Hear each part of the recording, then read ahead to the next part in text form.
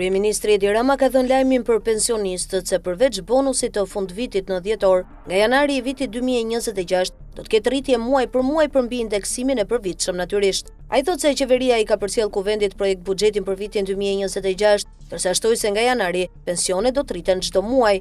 Mbrëmi përcollëm kuvendit projekt buxhetin 2026. Jam i lumtur sot t'u them pensionistëve se siç u zotuam në zgjedhje, ky mandat do të jetë mandati i rritjes së përvitshme të pensioneve. Kjo është pjesa më e vështirë e politikës financiare të një vendi, pensionet, por më në fund, pikërisht se nuk jemi më ai vendi që me zimbaj në këmbë, jemi vend me ekonomi të qëndrueshme, mund ta bëjmë atë për të cilën u zotuam, të rrisim vit pas viti pensionet sipas objektivave të shpallura për çdo kategori. Këtë dhjetor do marrim bonusin, duke u nisur nga janari, do të ketë rritje të shtrirë muaj për muaj mbi indeksimin e përvitshëm, sipas kategorive. Në fund të mandatit, duhet arrijmë që pensioni mesatar të rritet si më poshtë. Urban të shkojë 40.000 lekë të reja nga 27.350 lekë, që është sot. Urbani pjesëshëm të shkojë 22.000 lekë nga 15.800 lekë sot. Pensioni rural me vite të plota 18.000 lekë nga 11.500 lekë sot. Pensioni familjar do shkojë 18.000 lekë nga 11.400 lekë sot. Pensioni invalidëve do të rritet në 30.000 lekë nga 20.000 lekë sot.